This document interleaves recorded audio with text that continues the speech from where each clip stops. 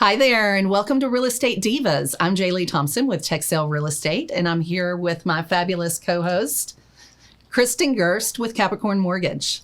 Excellent. What are we talking about today? We're talking about comps, how to pull them. What exactly they are, the differences between them? Yeah, some people think that, comps are from active properties. Some people don't understand the differences. Some people pull them from Zillow. Some people don't know what they're doing. So we're going to walk you through the differences.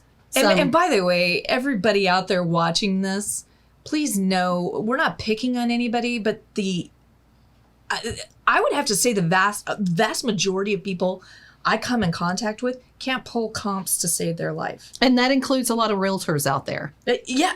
I don't know. I mean, that's a class that they teach. Yes. I mean, most brokerages teach that. They also have, classes on pulling comps all over. Title companies host them. You can sign up for them through Trek. There's all different resources out there, or just practice with your broker or another agent who's more seasoned. But there's all different ways to learn how to pull comps properly, but you definitely want to know how to do them or what resources are out there if you have to do them yourself. And this is a very, very important skill. In fact, one of the most important ones. But, if you're an investor, a wholesaler, deciding what you can sell this property for, what you can buy this property for. I mean, it's on the buy end and the list end, both sides of the game. You need to know your comps. It's one of the most important tools. Absolutely. And some properties that we will see, some properties are super easy to comp because there's a lot of activity in that specific neighborhood. But then some properties are impossible to comp, to really. Yeah. Then you have to get pretty creative on some of the properties. The more rural they are, the more unique they are, then the harder it is to pull a comp for. But let's go ahead and dive in on some of the acronyms. In real estate, we come across a ton of acronyms. We're kind of an industry known for abbreviating things, and then everybody starts talking in acronyms. And if you're a newbie to this industry, then you're wondering, what the heck does that mean? Absolutely. You're looking it up, trying to Google it. And sometimes if you don't put real estate or you don't put the certain state next to the acronym, you'll never find out what it is, Well, and make sure that, anytime you do have an acronym, if you don't want to sound dumb and you don't want to ask, just ask people, I don't know what that is. I don't, We've all been new at one point or another. Absolutely. And we've all been at a part where we didn't understand what something was. Absolutely. So the first one, comp. We're running comp or comps. That's an acronym in and of itself. It means comparatives. Comps can be comps and a CMA, which is typically what a realtor provides, are the same thing. That is just an acronym to tell you that we're going to try and pull a report that tells you what that property should be priced at based on like and kind properties that have sold near your subject property. So the important thing to remember with a CMA, which means comparable market analysis, is it is drive-by only. So you're not necessarily... No, that's the BPO. BPO is... a BPO, broker price opinion. Yes. So, but CMA is when it's a desktop. Yeah, appraisal. It's a desktop appraisal. You typically know what the interior looks like of the one you're trying to comp out, the subject property, but sometimes you don't. And if you don't, then it really does qualify more of a BPO. But you typically know what the inside of the property looks like, the damages, the upgrades it needs, and then you compare it to stuff that has sold. We're not talking active. That's the other misconception out there. I don't know how many times I run across a client going, hey, the house down the street sold for $399. So I think mine needs to be priced at, and I said, no, the house down the street did not sell for $399. It listed for $399. And there is a difference. Well, and then it's the ones that say, yeah, my house should sell for $399. And in fact, that house did not actually sell.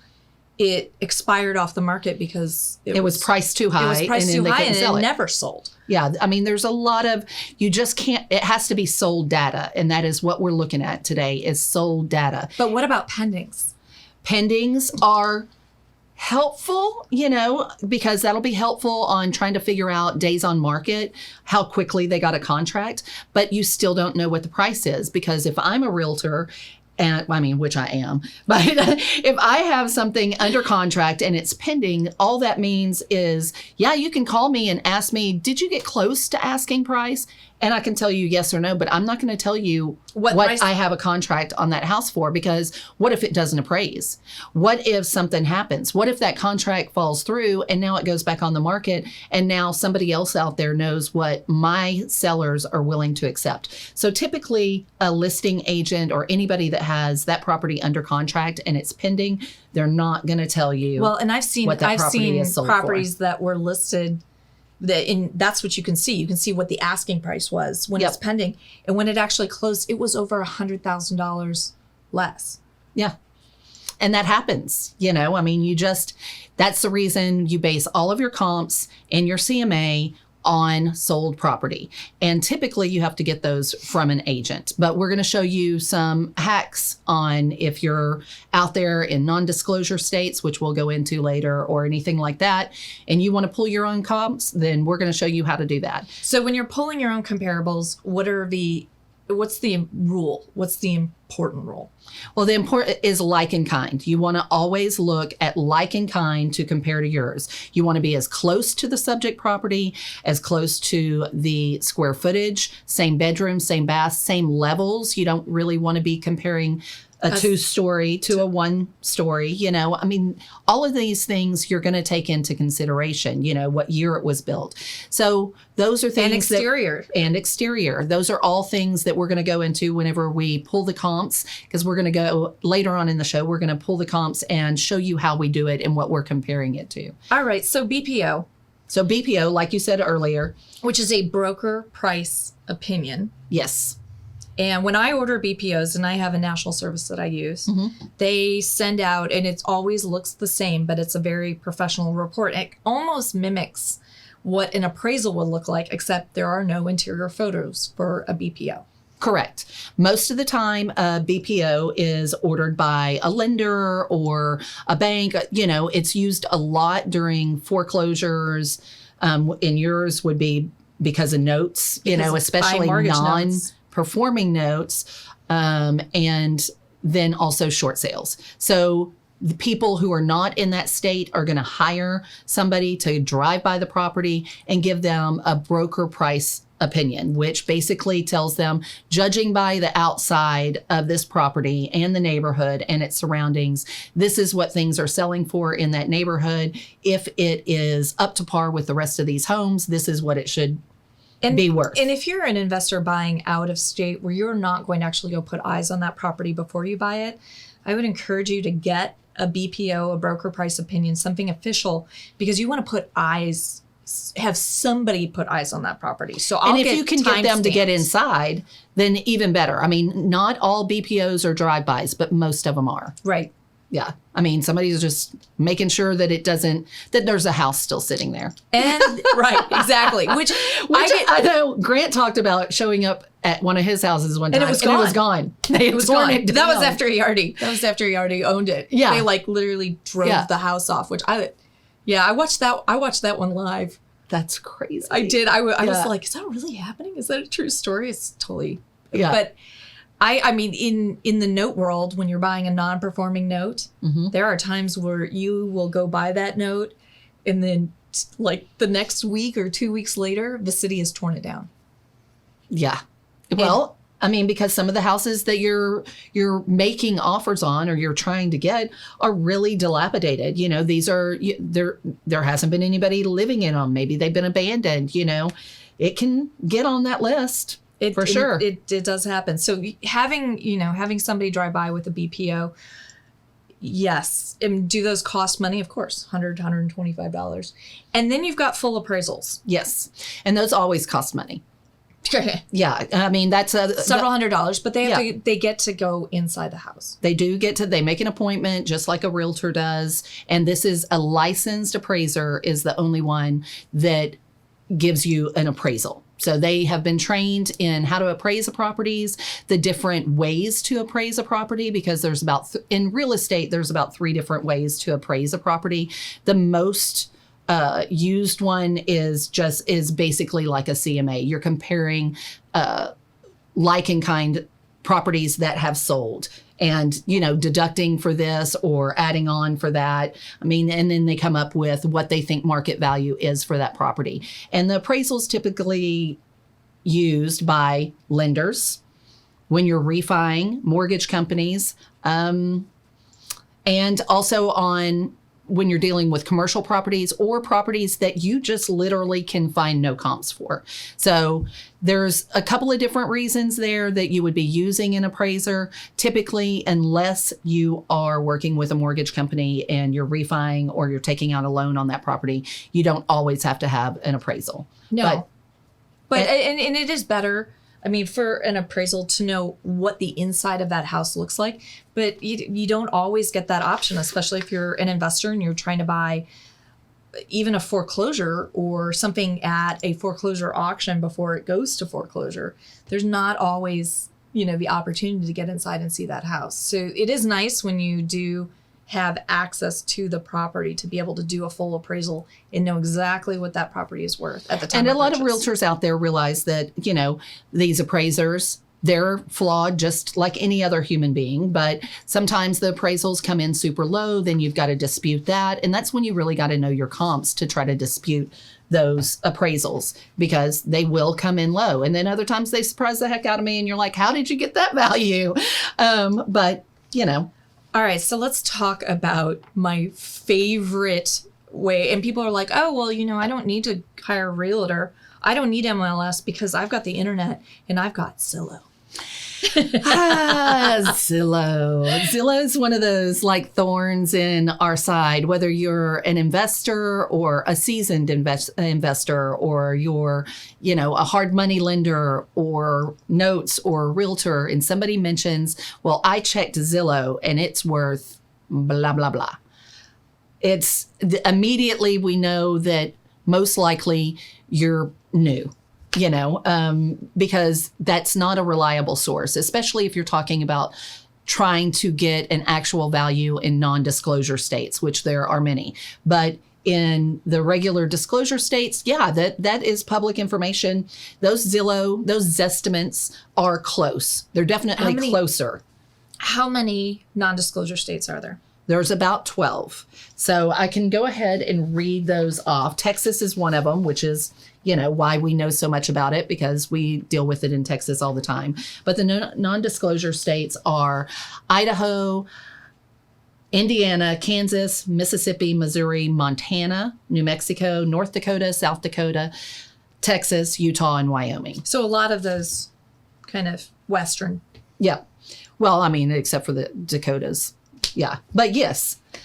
They're up there. They're up there. They're up there. So just, in those states, you cannot trust a Zestimate. You cannot trust a Zestimate because they are not. Now, granted, Zillow is changing. They have brokerages now.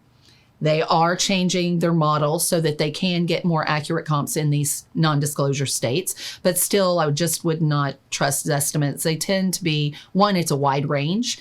It doesn't really nail it down for you. And I find that, because especially in a non-disclosure state, they're going off whatever the public data that they can use, which is the asking price. Yeah. The asking price, or they're going by tax value, or what they see on the taxes for the mortgage and trying to guess, what did they put down on, because you can go to any of, like when we were talking about disputing your taxes, you can go to any county appraisal district and see the mortgage history on properties. That doesn't tell you what it sold for. That tells you what they have a mortgage out for. But right, and how much do they put down on it? You don't know. It could have been 3%. It could have been 20%. Exactly. You have no idea. You can guess sometimes and get pretty close, but why guess when you can just reach out or use one of these other tools? And I did want to say real quick that there are 3 different types of appraisals when you're using an appraiser, because I know there's a lot of people out there that are interested in commercial property, and comps don't typically work for commercial property. With commercial property, you're using one of the specialized appraisal approaches, which is the income capitalization approach. And that's just comparing basically P&Ls of different properties to try to figure out, all right, what does this property make? So what is it worth compared to other properties that have sold with the same cap rate? Right. The other would be kind of like the sales approach. What are the sold data, pulling from sold data to come up with that appraisal. And then cost approach is typically something in those unique properties. Or if you're dealing with an insurance company where they are taking what would it cost to build it today exactly. Replacement cost. Yes, exactly. And so that's where the cost approach typically comes in. But those are the three if you're ever dealing with an appraiser. Excellent. Yeah. So yeah, Zillow, if you can avoid it, don't use Zillow. Every once in a while, there's always an exception to the rule. I run into realtors even currently in the last 12 months that are use Zillow to give me what the property values were. So I was looking at a huge package of foreclosures. And the values, I'm like, where are these values coming from on these properties? And then I was like, no, I'm sure. And so I Googled an address. Sure enough, Zillow. And I'm like, no comps were run at all by this realtor. They just stuck That's crazy. It is. And you're talking about a licensed realtor. That's crazy. I can't even imagine sending a client that. That's nuts. Come on. Y'all can do better than that. Talking to the realtors out there. Bush League. It's Bush League out there. So just since we're talking about realtors, you don't have to use a realtor to get comps. There are platforms out there. There is software out there that you can attain that information, especially if you're planning on, if you want this to be your full-time job, then you need to learn to pull your own comps and use some of these tools. And I'm not a licensed realtor. Mm-hmm. I don't ever plan on getting my real estate license. I've been doing this 15 years. I've never seen the need for me to do it. Because you're doing something else. Your forte is something else. If you need comps, investments. Yeah. If you need comps, then you're going to either have somebody pull them, and hopefully they won't give you the Zillow, or you've got tools that you pull them yourself. Right. And so for me, I pay $90 a month, thereabouts. Yeah. To Propelio. There are other platforms out there, though. There are other platforms out there, but Propelio.com is nationwide, and you can pull comps from anywhere, non-disclosure states and disclosure. And I like it because it's the actual real comps. Yeah, it is definitely real comps. This real is not MLS data. This is not, pulled from Zillow. This is pulled from MLS. So you can, if you're sitting in front of a wholesaler and you're not trusting their comps, which, by the way, pro tip, don't ever trust their comps. Pull your own comps. Whether it's through a realtor or through another platform, pull them. But you're talking about if somebody presents a wholesale deal to you. Yeah, a wholesale. You're standing in front of a wholesaler and you're about to view this property and bid on it. And they've given you what the comps are. You've pulled your own comps and they don't exactly line up. Well, then now okay, I'm not bidding what I would if these comps were true. I'm bidding them based on what I know comps to be true. There are a couple shady wholesaling outfits, and I think what? I know. No, yeah. That doesn't happen. And I think everybody kind of would take a couple guesses to figure out who I'm talking about in this story. I'm not going to name names. I actually have seen they send out a pro forma on a property that they're going to wholesale, and they have something that looks really official, like it was printed off of MLS. It looks like an official comp report. And if you just go and spot check any of those, they're complete garbage. Wow. I've seen some that said they were sold like in the last 3 months. It was actually 2.5 years earlier. Yeah. So again, be very, very careful. Make sure, and if you want to do that, that's fine. If you're taking a report, but just verify that everything that they've used are actual comps. Yeah. Because I've seen them. I mean, and everybody's like, that's fraud. Yeah, that is fraud. But, what's going to happen? after you already close on that property. Well, you're like, and if "Oh, they get yes." away with it once or twice, they're just gonna. I mean, they're gonna keep up with that. Well, there'll be people who never verify it and would never even know that the marketing that they were sent was complete garbage. So. Well, so today we're going to go ahead and jump on the Propelio website and just show you how easy it is. Like this software is super easy as far as like pulling comps. You sign up, you can sign up, and I believe if it's not 7 days, it might still be 14 days that you can get free just to check it out.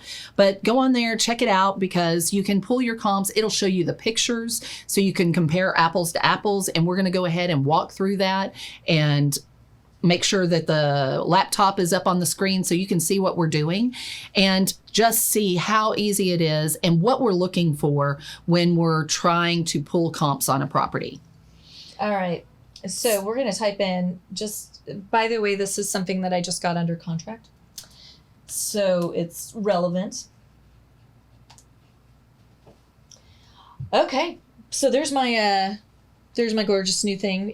Don't get too excited. It's a note. I'm not actually getting the house, but the house looks nice. Yeah. In any case.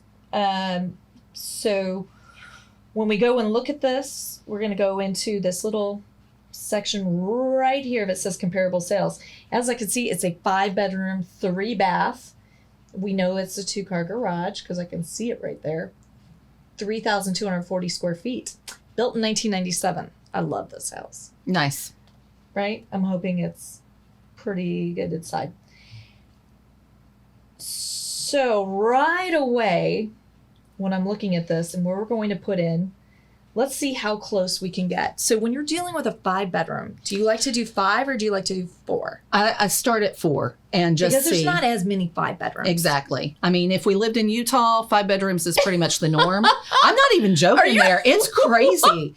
I'm serious. That's a whole nother story. Because I've got family up there.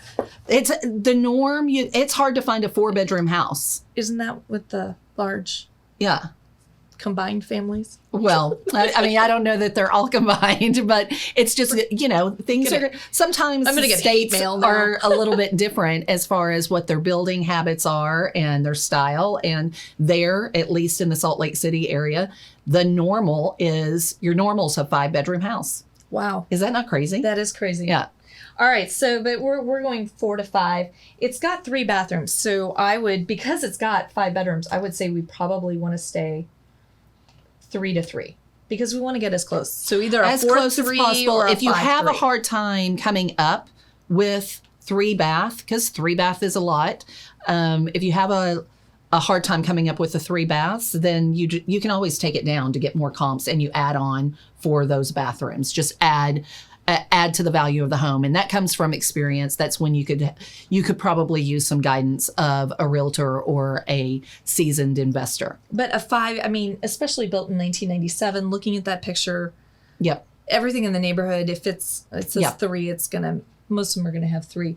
So square footage, what percentage I go down 20%, but I know a lot of other people that do 10, 15. It kind of depends. This is, it's not exactly a newer neighborhood, but it's not old it's either. not old 1997. either. Yeah.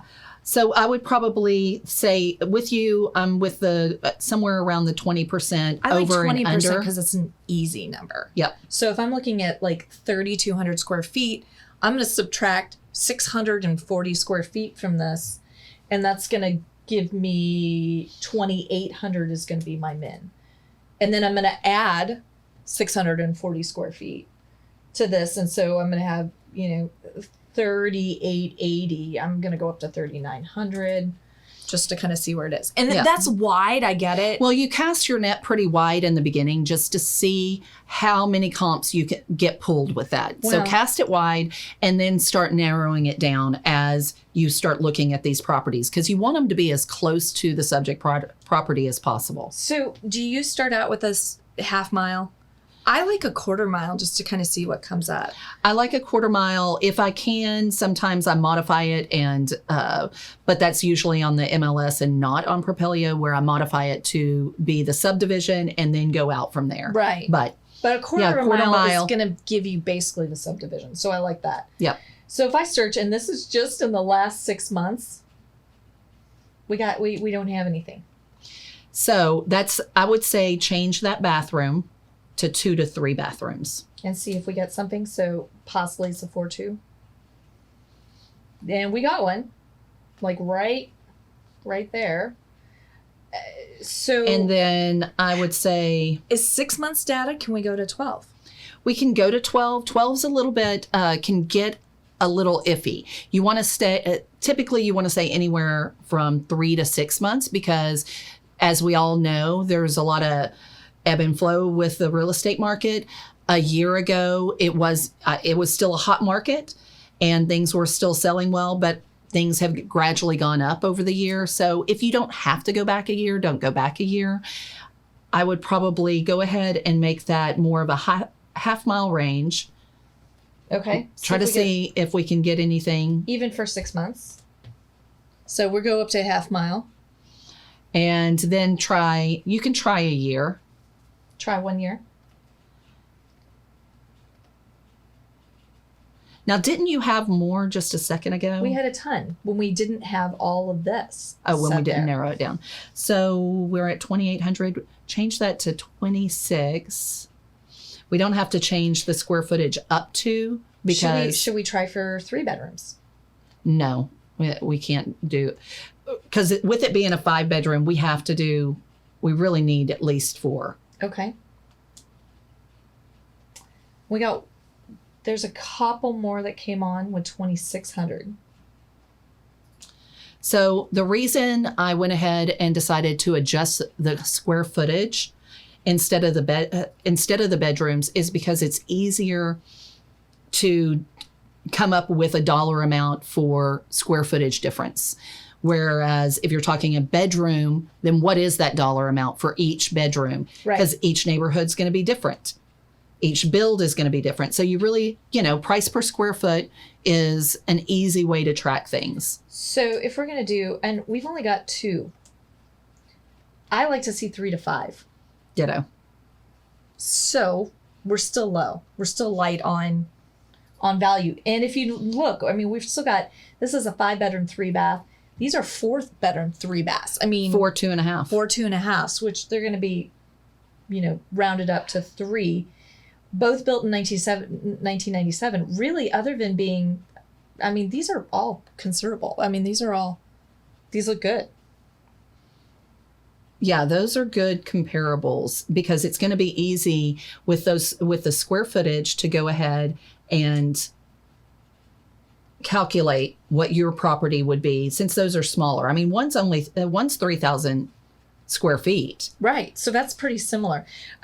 So would you look at this? Our average price per square foot is, of course, just shy of $100 at $99.67 for the average. But, this one is 95 and the one that's quite a bit smaller, because it's something to keep in mind while you're running comps, that less square footage in the same neighborhood will sell at a higher dollar per square foot. It's called the law of averages. And the law of averages, whenever you're dealing with comps, is you go into a neighborhood, and even though the smallest house in the neighborhood is going to, the end dollar amount, the price that it's listed for, is going to sell for the least amount, and the biggest one will sell for much more, the price per square foot in that smaller one is going to be higher than the one that's larger, because they have to somehow come to an average for the neighborhood. So that's that is a huge mistake that new real estate investors make. And realtors for that matter, because some would look at that and go, oh, $105 a square foot. Well, that's on the 2,600 square foot home. We're talking about a 3,400 square foot home. It's not going to sell for $104 a square foot in that neighborhood. It's going to sell closer to 95. Yeah, $95 $95 a square foot. Is 99 out of the, realm? It's not out of the realm. But it's probably going to be closer to that $95 a square foot. Agreed. And rather than go ahead, as she said, I'd really like to see more like 3 to 5 comps, but I also don't want to widen it so much that these are not relevant comps. They're not actual comps. What we might want to go ahead and do is look on the inside, because that's the next step that I usually do after I pull comps, is I look at the interior, because we want to compare apples to apples. All right. So if I zoom in, these are right down the street. So if we're looking at this house even looks like the subject property. It's got the 2-car garage in the front. And this is lovely. Yeah, it looks great. Looks fabulous. Looks fabulous. It's got granite in the kitchen. It's got stainless steel appliances. You've got tile, and then you've got another hardwood? Mm-hmm. Yeah, hardwood or laminate in the living areas. It's updated with all of the lighting fixtures. And it looks modern. You wouldn't, it's got some bright colored bedrooms, but that's paint. That's paint, to each his own. So looking at the bathrooms, that right there is the builder grade. Builder grade. Plus it's also got this kind of brass shower door, which is so not exactly updated, but it was built in 97. And yeah, and it looks like a 1997 build bathroom. I mean, it even has the globe lighting above that mirror. But all in all, not terrible. No, not at all. And then this one, same house as well. 2-car garage in the front, brick. And that's another thing that we didn't barn door touch on is that, or that we mentioned earlier, but we haven't really discussed, is that one's mostly brick. A little bit of siding, but mostly brick.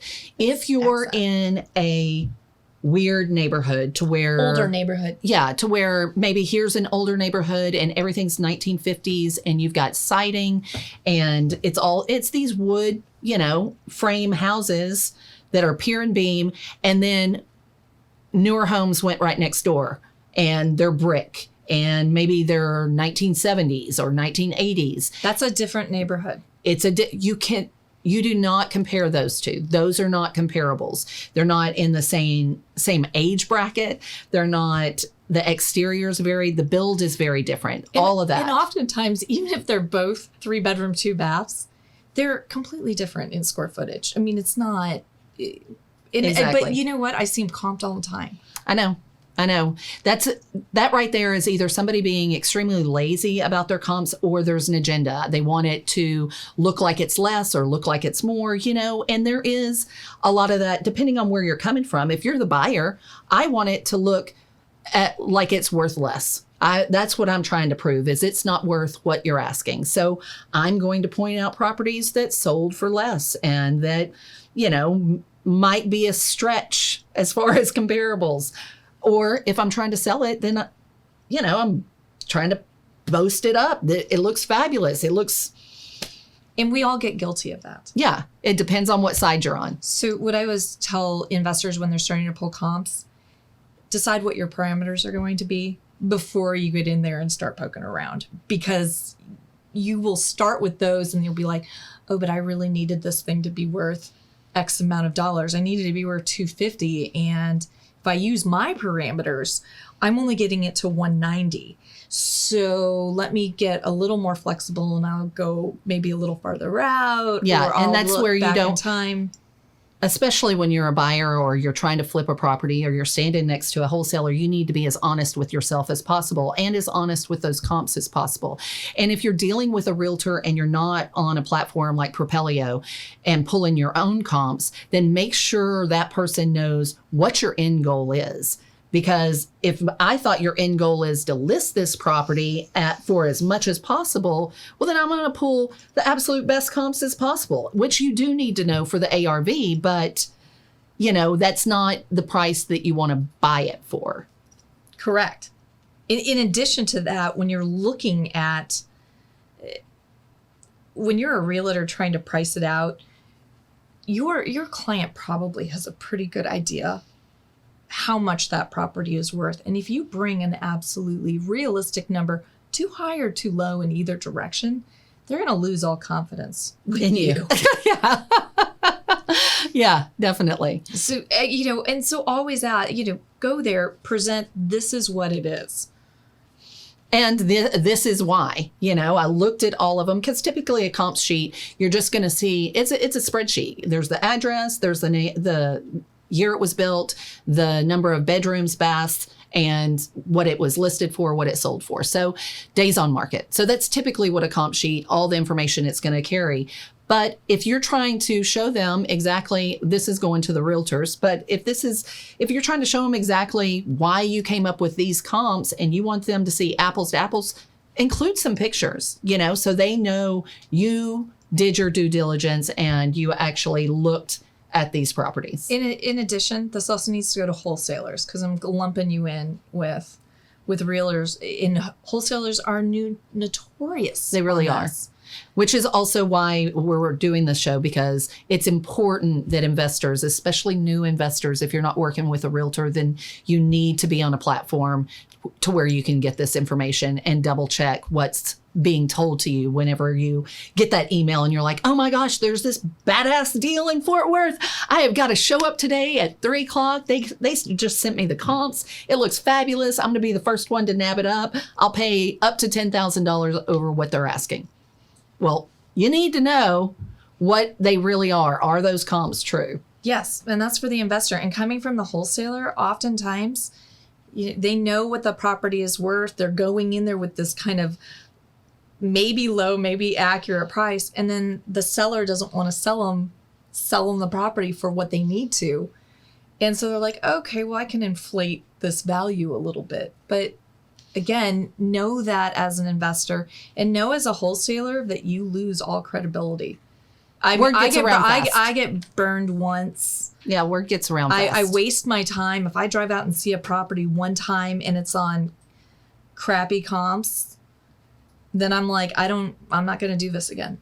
Yeah. I'll stop. I'll just off the list. I'm going to stop taking it. So real quick, I'd like to throw in, because you're talking about Propelio and other services.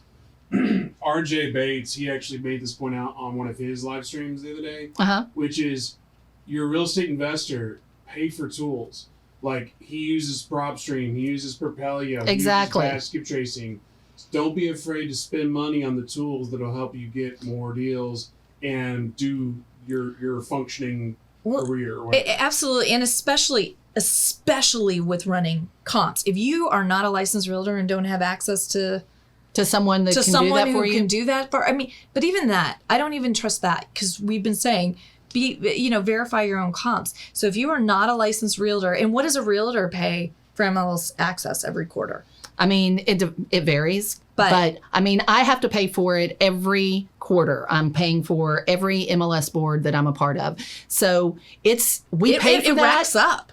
But that's what I have to, those are fees that I have to pay in order to do the business that I do. It's just like Ryan just said, if those are the tools you need to do business and you need to invest, it's just like a carpenter going to a job and not having the tools to do that job. I got a saw. I got a hammer. No. Yeah. Exactly. Yeah. Exactly. These are essentials. These are things you have to invest so I'm not a licensed realtor, so I have access to a platform. It costs me $90 a month. I think that's actually kind of a better deal than if I was. It is. You don't get nickeled and dimed. I'm not getting. Yeah. No, you're not getting, because I think it's more than $270 a quarter. It varies. The way that they break it up. Like my fourth quarter with the whole North Texas. Yeah, that's national. That's national. Mine are territories. So the North Texas territory, the fourth quarter is going to cost me somewhere around $460 something. So right there for a quarter, and I'm like, I'm getting this for $270 for the entire nationwide. So this really is, in my opinion, is a great deal. So this one has more updates. This one's got a lot more updates. Yeah, the barn door is really new. We know that's new. So looking at this, it's more neutral. You're not seeing the bright colors, although it does have carpet here, but this is kind of but the entryway is kind of this laminate hardwood. Yeah, either that or maybe the tile that looks like wood. Yeah, I don't think that's hardwood though. I don't know. Been looking at this stuff for years. Yeah, usually it kind of jumps out a little bit. But again, but it is nice a wood updated. Look. It's updated. It looks like wood, and so they got the 104 for that. Again, smaller square footage, but definitely a really nice. Very, very nice. A little more updated than the last one.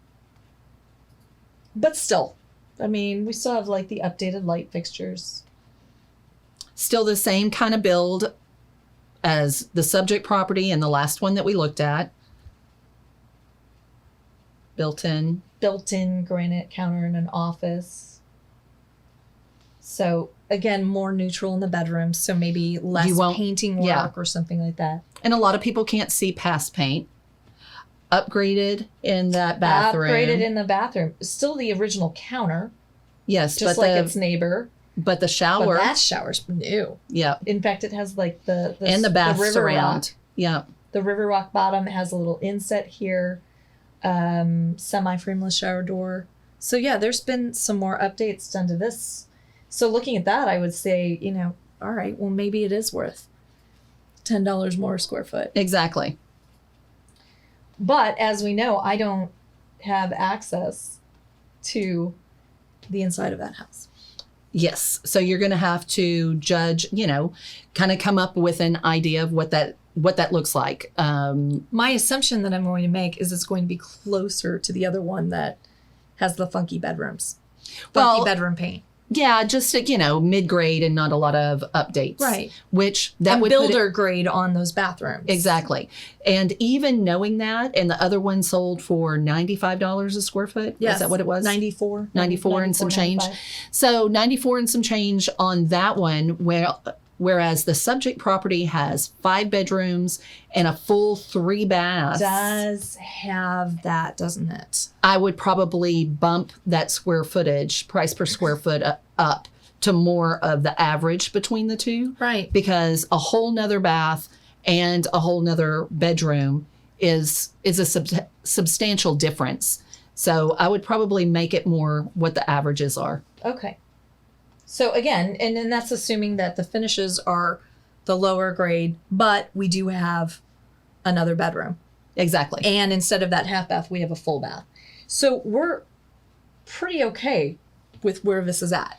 Absolutely. Worth $322,000.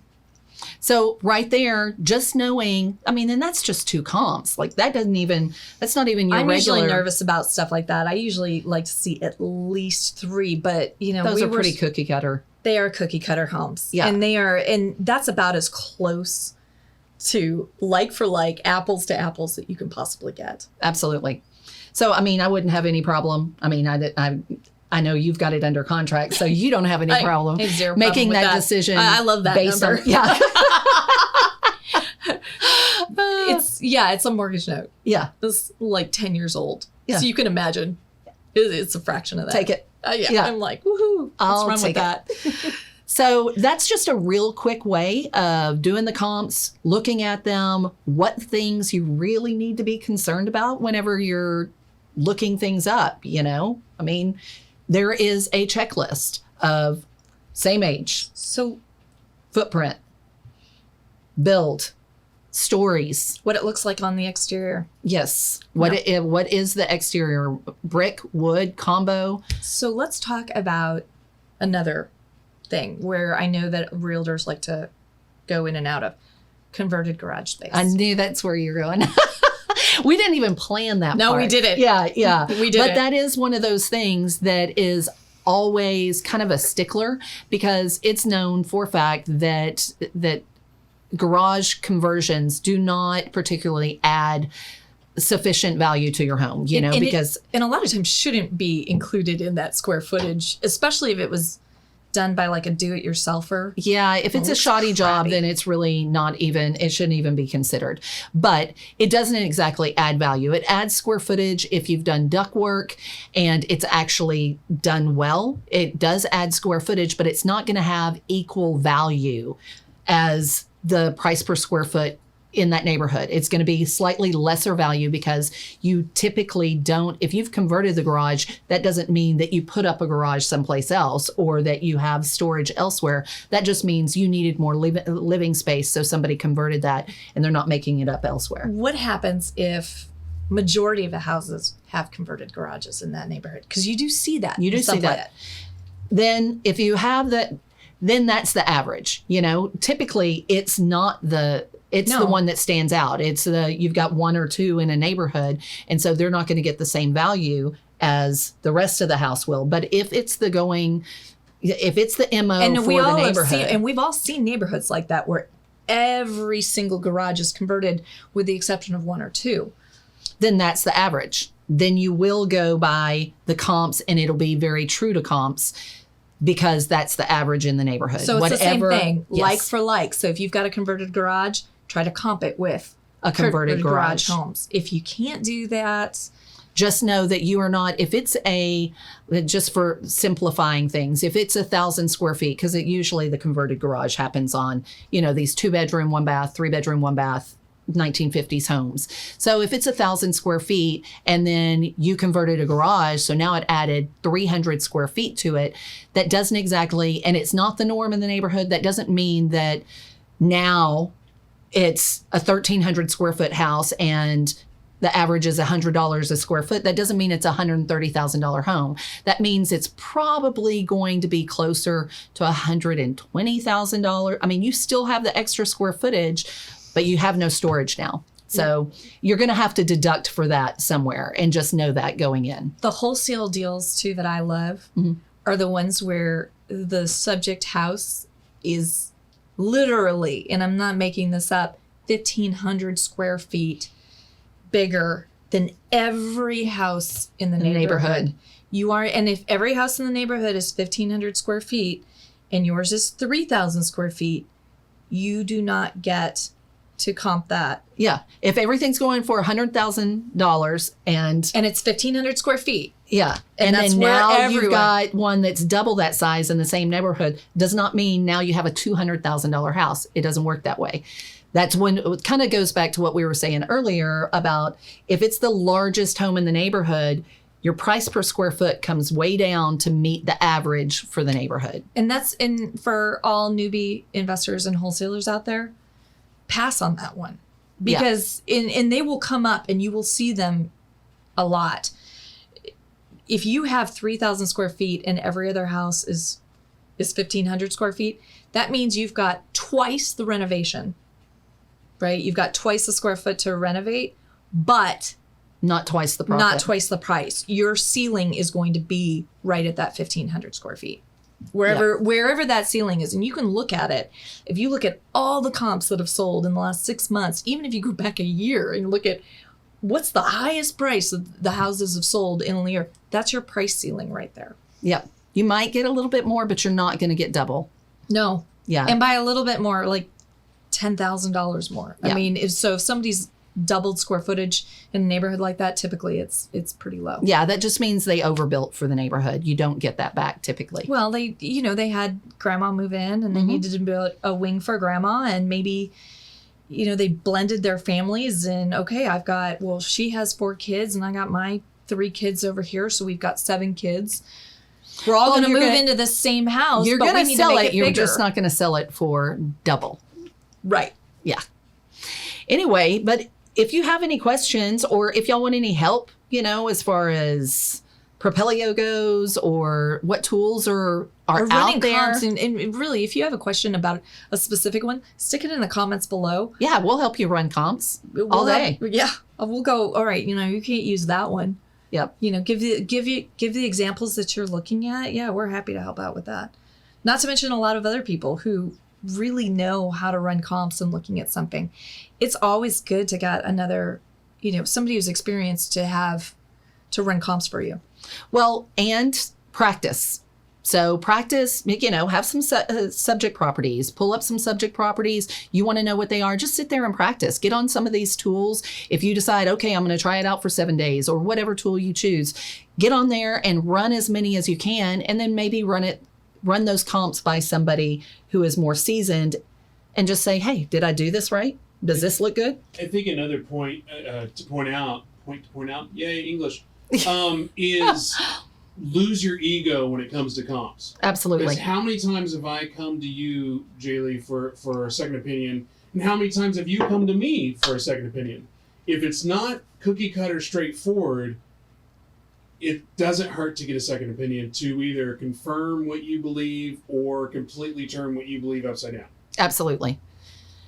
Second opinion's always helpful. And I've been doing this for 16 years. You've been in this business for a long time. And there's still properties out there that I go, crud, I really need, can somebody look at that? Because I feel like I'm spot on, but this one's unique.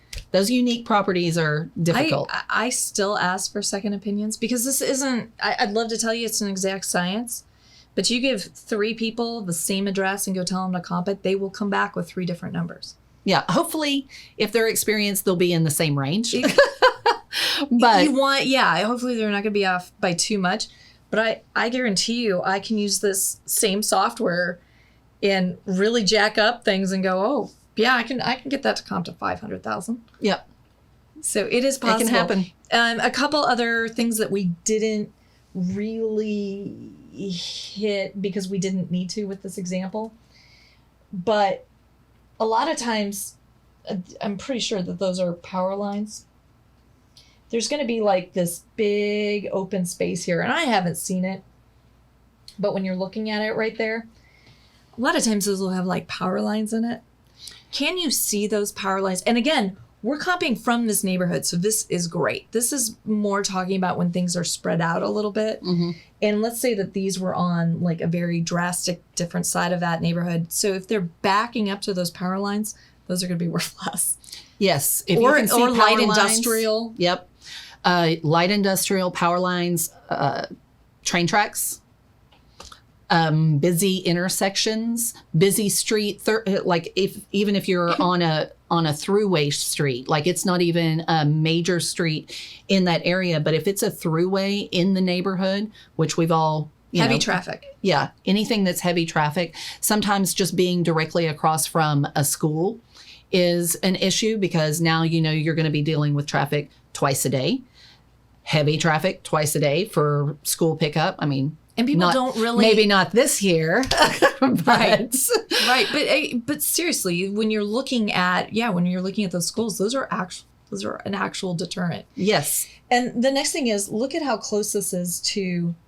a major highway. A major highway. It's still going to be comparable to these 2 properties, so I feel good about that. But let's say that these properties were on the other side of Southeast Parkway here, or closer to the highway, or up here, right? Yep. North of this sublet road, I would not include those. So anytime you're going to pass a major road, try to stay within those parameters when you're pulling comps, if you can. Do not, if you can stay with, half a mile and not cross any major roads, because this neighborhood here is going to be completely different than this one down here. Absolutely. And the price differences could be substantial, like 6 figures. And then the other one thing that we did not touch on is days on market. That's very important whenever you're dealing with investing in a property, especially if you're doing a flip, or even if you're buying it to hold it, to rent it. You want to know days on market, because those days on market are very important. Once you've got it renovated and ready to sell, you've already sat on it, fixing it up, everything like 30, that. 30, 60, 90 days. If exactly. You're lucky.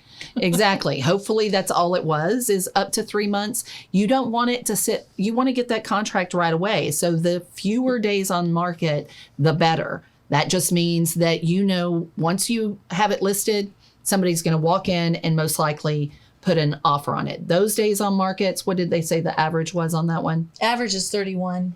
So top one was at 50 days on market. The bottom one was at 12. Okay. Well, the bottom one was the 104. Yes. 12 days on market, and that was the one with the barn door, gorgeous. Exactly. That was the one that was more updated. So the more updated went faster, which is no surprise. And I'm going to tell you right now, just from showing clients, when you walk through a property, when I'm showing somebody that property that you just renovated, if it has, or maybe you didn't renovate that much and you thought, oh, well, I kind of like these colors, somebody else will. Here's the deal. Most people walking through a house are unable to see past wallpaper, unable to see past colors on the wall. I've had clients walk in and go, oh no, I hate this paint, I'm out. And I'm like, paint? Paint's easy. Like that's Easy. Yeah, that's easy to fix. But a lot of people also can't envision anything. They can't visualize it. And that's most people. That's most people out there looking. That's why neutrals are so important. I know that everybody hates, it's boring. Yeah, this is boring. It was the browns, then it was the grays, and now it's like this in between. And oh my goodness, I hate the neutrals. Well, there's a reason for it. It's because then people don't have to see through they don't have to envision anything. It's a blank canvas. They can put themselves in that property and figure out what they would do to it. Whereas if there's all these other distractions, they can't. And that is 99% of buyers out there. Another thing I like to look at are expired listings. Yep. How many expired or canceled listings were there in that neighborhood? So if you're trying to decide, okay, well, look at all the ones that did sell and they're at 180 days on market or 120 days on market, which is not the case for this cute little neighborhood. But there are several neighborhoods out there that you're going to come across and you're going to be like, oh, wow, it took a long time to sell this. And then look and see how many expired listings are. Because how many listings didn't sell at all? Well, or how many listings were expired, they now sold, but how many times were they taken off the market? So it may say 150 days on market. It may say only 30 days on market, but it might be the third time they listed it. So that's a good reason to go ahead and check those expired listings. Excellent. But I think that about covers it. If anybody has any questions, feel free. If you've got a question on a property or you want Kristin and I to review it, take a look at it, we'd be happy to. We're happy to help. Absolutely. And please like, comment, share, and follow. Yes. Subscribe to Real Estate Divas on YouTube so that, you never lose us and you're always, we're always right up there in your YouTube feed giving you well, and tips. so we can keep coming in here and doing this, Anyway. So we don't get fired. Yeah, so Ryan doesn't fire us. Anyway, thanks for joining us today. Again, if you have any questions, just let us know. I'm Jerleigh Thompson with Texel Real Estate. And I'm Kristin Gerst with Capricorn Mortgage. And I'm looking to buy your owner finance mortgage notes. And I'm looking for buy and holds in the Arlington-Mansfield area. Y'all have a good one. Thanks for tuning in.